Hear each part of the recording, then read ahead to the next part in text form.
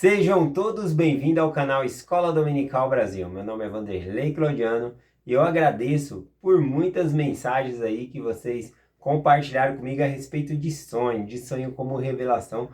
Teve tanta repercussão a mensagem de ontem que tem alguns sonhos aí que compartilharam comigo que ainda falta. Eu ouvi hoje, tá bom? Por meio do WhatsApp aí. E eu agradeço de coração vocês compartilharem comigo as suas revelações, tá bom? E muitas pessoas também estavam falando a interpretação do sonho que eu tive também, eu gostei, tá bom? Das interpretações também. Muito obrigado aí de coração. Hoje eu vou compartilhar com vocês que Deus, Ele sabe o fim desde o princípio. Ele sabe todas as coisas, Ele é perfeito e sabe todas as coisas, tá bom? E talvez essa mensagem aqui possa responder para você uma pergunta que há séculos as pessoas fazem e tentam encontrar uma resposta, que é: por que acontecem coisas ruins com pessoas que são boas? Por exemplo, a gente está estudando na designação do Vem Segue a história de José. E José, ele foi odiado pelos seus irmãos, mas ele sempre guardava os mandamentos do pai dele ali e fazia a vontade do pai dele. Mas ele foi odiado pelos seus irmãos e foi vendido como escravo, né? Quem comprou ele foi Potifar. E na casa de Potifar ali, depois de servir algum tempo, ele foi ali acusado de ter violentado, tentado violentar ali a esposa de Potifar. Essa acusação era muito grave e ele não havia feito nada de errado. Mas mesmo ele não tendo feito nada de errado, ele foi para a prisão e passou muito tempo lá na prisão. Na prisão ele fez alguns amigos ali, mas esses amigos se esqueceram dele quando foi liberto ali. Bom, ou seja, ele passou muitas coisas ruins, mas não foi ocasionada por causa da sua dignidade, né? Não foi algo que ele quebrou os mandamentos e aconteceu coisas ruins com ele. Então, coisas ruins também acontecem com pessoas boas. E é isso que eu quero compartilhar, que Deus, ele sabe o fim desde o princípio, desde o começo. E talvez essa mensagem possa esclarecer um pouquinho aí sobre essa pergunta que vem fazendo há séculos aí, né? Por que acontecem coisas ruins com pessoas boas? Bem, para começar essa mensagem, eu vou compartilhar uma história que eu conheço já há bastante tempo e eu até procurei no YouTube aqui, vou deixar na descrição do vídeo. Bom, para quem quiser acompanhar na íntegra. Conta a história de um servo que servia ali um rei, né? E esse rei, ele gostava de caçar. E esse servo, ele sempre prestava testemunho de Deus, dizendo: Deus é bom, Deus é sempre bom. E ele é perfeito e sabe todas as coisas, nada acontece por acaso. Ele sempre compartilhava isso. E um dia, em uma caçada que o rei estava indo, ele sempre ia com esse servo, porque não dá para levar um exército para caçar, né? Porque senão a caça foge, muita gente fazendo barulho. Então ele ia com esse servo. E num dia que ele estava caçando ali, ele acabou virando a caça. Havia ali uma fera escondida à espreita, e quando o rei estava caçando, ele foi... A fera voou em cima dele, né? Ele foi caçado ali. E aí, o servo, ao perceber aquele perigo, ele foi em cima da fera ali e ele conseguiu matar aquela fera que estava atacando ali o rei, né? Porém, naquela luta, ele conseguiu matar a fera, mas o rei ali, naquele confronto com a fera, acabou perdendo um dedo, né? Arrancou um dedo ali, né? E aí o rei ficou furioso e falou: como que isso pôde acontecer, né? Deus, ele não sabe todas as coisas, olha aqui, eu perdi meu dedo, e agora? Né? E aí o servo falou: não, Deus, ele é perfeito, ele sabe de todas as coisas. Nós não sabemos o motivo das coisas agora, mas Deus, ele sabe todas as coisas. Mas o rei, furioso com a resposta daquele servo, mandou trancafiá-lo lá na prisão, né? no seu palácio ali. Então aquele servo, ele ficou preso ali durante muito tempo. E um certo tempo depois ali, o rei saiu novamente para caçar.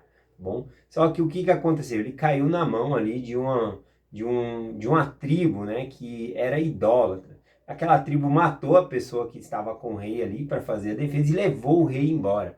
E eles queriam fazer um sacrifício com o rei ali. Bom, então eles pegaram ali um altar, colocaram o rei, e quando eles foram oferecer o sacrifício ao Deus deles, eles perceberam que o rei estava faltando um dedo. E vendo ali que o rei estava faltando um dedo, eles pegaram e soltaram o rei, né? Eles falaram: olha, ele não serve para o sacrifício porque ele está faltando um dedo. Então a gente não vai oferecer ao nosso Deus algo imperfeito. E aí soltaram o rei, né? E o rei voltou para o palácio ali, né? E percebeu que por causa da perda do dedo dele, há anos atrás, desta vez ele havia sido poupado, né? Então ele viu o propósito ali dele realmente ter perdido aquele dedo. Então ele mandou libertar ali aquele servo que ele havia mandado prender. E aí ele mandou o servo vir até a presença dele e falar: olha, realmente você tinha razão, Deus sabe de todas as coisas. Eu fui pego por uma tribo, né, essa tribo era idólatra, e quando eles estavam a ponto de me sacrificar, eles viram que estava faltando o meu dedo. E hoje, porque eu tinha perdido o dedo, eu tenho a minha vida. Eu quero agradecer, você tinha razão, Deus sabe de todas as coisas. Porém, eu quero lhe fazer uma pergunta. Se Deus ele é bom, por que ele permitiu que eu trancafiasse você todos esses anos na prisão? E aí aquele servo disse: olha, Deus é bom o tempo o todo.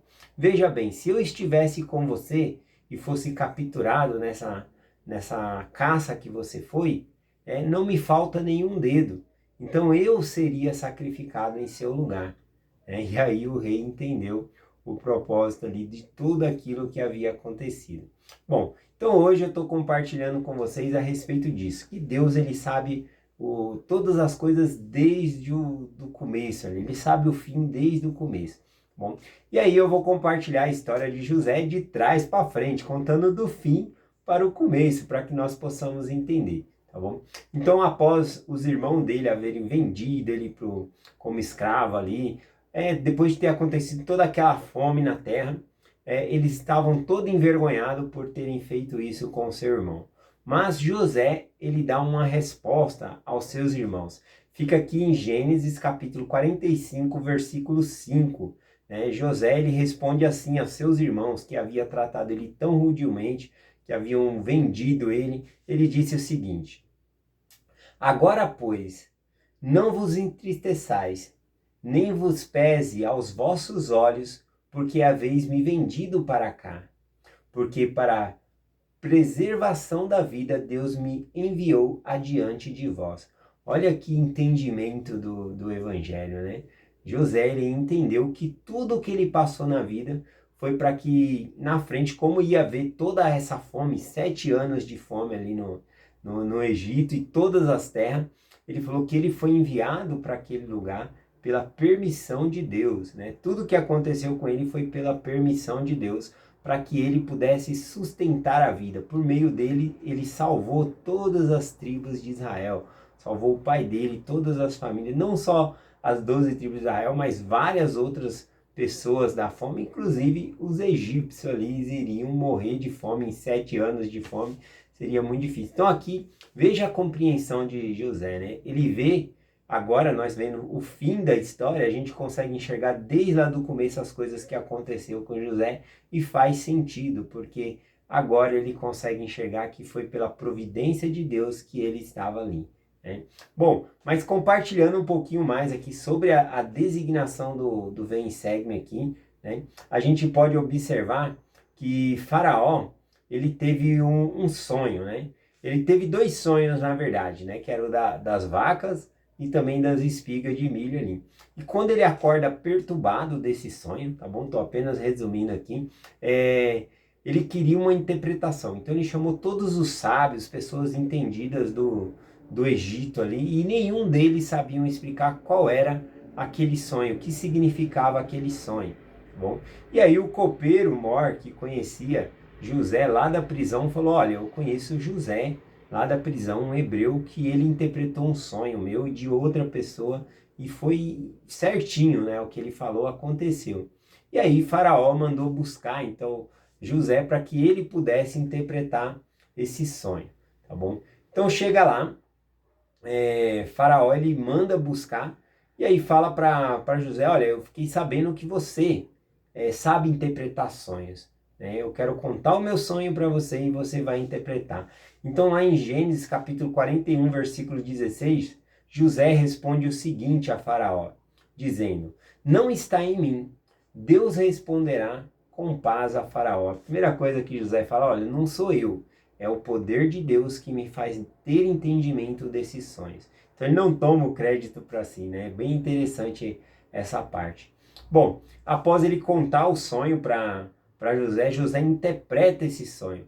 E José, mesmo sendo chamado ali somente para interpretar o sonho, também ele dá a solução, né, do que seria o escape daquela situação que iria cair ali, né? Porque o rei pensou, de nada adianta, se vai ter 7 anos de fartura. Quando vir 7 anos de fome ali, não adianta de nada, a gente vai morrer de fome.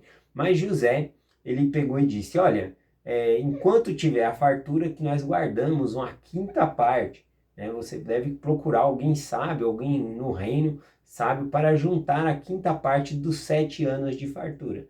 E aí, quando chegar, então, as vacas magras, né, você vai ter o alimento que faltar no ano da escassez, né? E aí, olha só o que o faraó responde, né, para ele aqui no capítulo 41, versículo 38 e 39. E disse Faraó aos seus servos, acharia um homem como este, a quem esteja o Espírito de Deus? Falou, será que a gente conseguiria achar um homem a quem o Espírito de Deus consegue conversar como ele conversou com José? E depois disse Faraó a José, visto que Deus te fez saber tudo isto, ninguém há com tanto discernimento e sabedoria como tu. E aí, então, Faraó ele pega e coloca ali José como governador, né? Acima de todos no Egito ali. Abaixo só quem seria acima de José ali seria o próprio Faraó, né? Todas as outras pessoas se submeteriam ali a José. Então, eu achei interessante aqui quando o Faraó ele fala sobre o discernimento e a sabedoria, né? Que ele era sábio. O discernimento foi Deus que deu, né? A interpretação do sonho. E essa sabedoria, da onde que veio, né? Porque Deus deu apenas a interpretação do sonho para José. E essa sabedoria dele de como guardar, onde que ele adquiriu? Bom, e aí a gente consegue entender que as fases que ele passou na vida, José, os momentos de dificuldades e de abastança também, fez com que ele conseguisse essa sabedoria.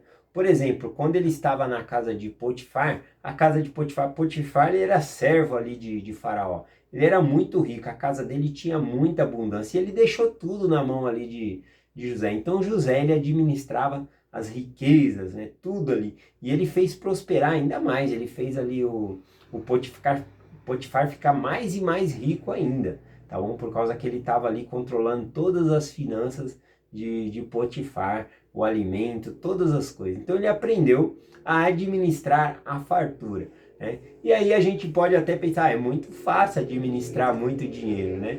Mas veja bem, tem gente que consegue sobreviver com R$ 1.500, às vezes sustenta a sua família toda com esse dinheiro, R$ 1.500. E tem gente que ganha 3 vezes mais aí, ganha aí 4.500, R$ 5.000. Quanto mais a pessoa ganha, mais a pessoa gasta, né? E ainda continua devendo, ou seja, a pessoa gasta mais do que ganha. Então, a pessoa não sabe administrar a riqueza que ela tem, o dinheiro, bastante dinheiro que ela tem, às vezes ela não sabe administrar. E José, ele soube administrar ali a abundância que tinha ali. Ele era o governante na casa de Faraó ali, né? Na casa de Potifar, desculpa. Na casa de Potifar ele comandava todas as coisas. Mas aconteceu algo terrível, né? Que ele foi acusado ali, né, de tentar pegar de atacar ali a esposa de Potifar, né? Ela contou alguns falsos testemunhos dizendo que ele havia tentado violentar ela. E aí o que acontece? Potifar lhe manda então José para a prisão. E lá na prisão, aos olhos ali de quem governava na prisão, deixou José a cargo de tudo. Ele viu que ele tinha competência e que Deus sempre estava com ele. Tudo que José fazia, ele prosperava. Então, ali na prisão, não era tão rico como na casa de Potifar. Então, ele teve que aprender a administrar o pouco que tinha ali, né? Eu acredito que os presos ali não tinham várias refeições ao dia, era uma comida racionada, então ele tinha que fazer pouco, dividir, cada um pode comer tanto assim. Então veja só, todas essas experiências dele saber administrar no pouco e saber administrar no muito, foi sabedoria que ele foi adquirindo com a própria experiência, a qual Deus deu condição para ele estar nesses lugares e aprender essa sabedoria. Então, quando ele chega na presença de Potifar, Deus revela para ele o sonho, mas a sabedoria do que ele precisava fazer, dos 7 anos de fartura e dos 7 anos que haveria de miséria, já havia sido adquirido por causa da experiência que Deus aí fez viver ali. Então, muitas coisas que passamos, não somente financeiro, mas experiências que vão nos moldar e nos ajudar para preparar para as coisas maiores aí no futuro. Ou seja, Deus ele pode pegar a nossa ação e consagrar para o nosso próprio bem ou para o bem de outras pessoas. Às vezes você passou um desafio e esse desafio que você passou é justamente para ajudar alguém que não conseguiria suportar esse desafio. E aí Deus ele fez você passar essa experiência para que você pudesse ajudar também outra pessoa. Então nós podemos ver que Deus ele é bom o tempo todo, que ele sabe o fim desde o começo, né? E aí a gente consegue entender um pouco por que acontece coisas ruins com pessoas boas. Nós necessitamos dessas experiências também. É essa mensagem que eu compartilho com vocês hoje, em nome de Jesus Cristo. Amém. Até amanhã.